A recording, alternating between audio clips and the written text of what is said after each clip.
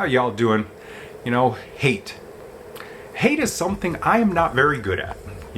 There are people in life that I would love to hate, and I just can't. People can probably assume who the main person I would love to hate is and stuff, but I cannot do that. I cannot bring myself to hate someone. I can become angry at someone, so on and so forth, but I cannot hate people.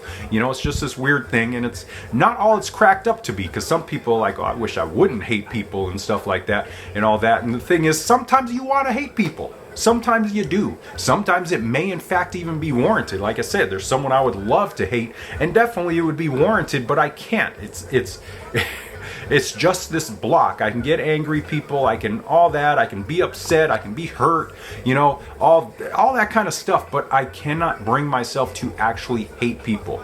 It's just not something that's in me. It's something that can frustrate me at times because, like I said, there's times where I do get angry, and there's times where I would love to, I hate that mofo and stuff, and I may even be able to say it, but I cannot feel it inside. I just can't make myself feel that hate and stuff, and it's just, I've just always been like that and stuff. I think a lot of it is the empathy and stuff that I can see that these people, especially the person I'm talking about is someone who had awful just awful, some of the most awful parenting, which came from the awful forefathers, grandfather to father, and seek approval from awful people. So you behave even more awfully because you see them behaving awfully, and you think doing more of that is going to get them to like you. And then you have children, you raise your children to be just as awful and greedy and all that, because that's the way to get the parent to like you and stuff like that. And you see this just going down from child to child to child to child to generation to generation to generation of toxic people who